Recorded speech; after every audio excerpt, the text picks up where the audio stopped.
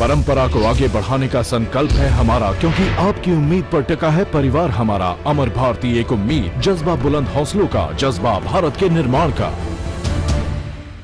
जय जिनेंद्र, अक्षय, स्वागत है आपका जनागम पर। कुछ शब्द हैं मेरे पास, हो सकता है आपकी समझ में आए और हो सकता है ना भी आए।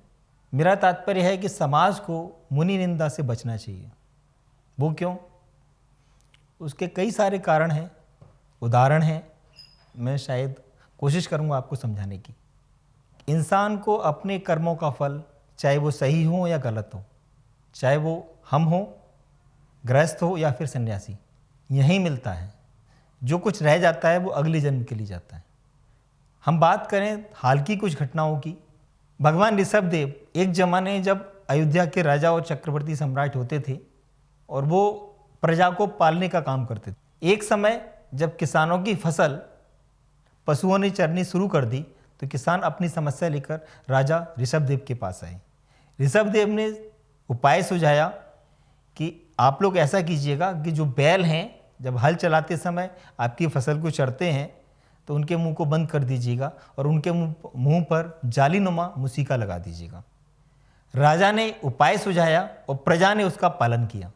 भगवान ऋषभदेव जब संन्यास धारण कर लेते हैं, वन में चले जाते हैं, कुछ समय के बाद जब वो आहार के लिए निकलते हैं तो उनके कहे हुए वाक्यों का परिणाम उनको भी भुगतना पड़ता है। तो कई महीनों तक उनकी आहारचर्या सिर्फ इसलिए नहीं होती कि जब वो राजा थे तो उन्होंने बैलों के मुंह बंद रखने के लिए, यानी कि उनको उनके प्राकृतिक भोजन से वंचित रखने के लिए उनके मुंह पर मुसीका लगवा दिया था। तो जब एक तीर्थंकर अपने कहे हुए शब्दों के परिणाम से बच नहीं सकते तो हम और आप क्या चीज़ हैं। बात सिर्फ इतनी है, मेरी भावना में स्पष्ट कहा गया है कि हमें दूसरों के गुणों को ग्रहण करना चाहिए, न कि दोषों को। जब हम किसी भी व्यक्ति, सन्यासी के ऊपर उंगली उठाते हैं तो 3 उंगली हमारी तरफ ही उठी होती हैं। ये सच है। जितने दोषी वो हैं उससे कहीं ज़्यादा हम दोषी हैं। वो इसलिए क्योंकि हम धर्म प्रभावना की बजाय धर्म अप्रभावना का कार्य करते हैं। वो तो कहीं ना कहीं किसी न किसी रूप में उनके पाप कर्मों का उदय होता है, जिसकी वजह से वो अपने संयम के मार्ग से विचलित होते हैं। लेकिन हम क्या कर रहे हैं? कभी हमने सोचा इसके बारे में? शायद नहीं, क्योंकि हम अपनी राजनीतिक इच्छा या अपने आप को आगे रखने की इच्छा हमें ये सब करने के लिए मजबूर कर देती है कि जहाँ तक हो सके हमें किसी भी व्यक्ति की निंदा करने से बचना चाहिए, चाहे वो साधु हो या फिर गृहस्थ।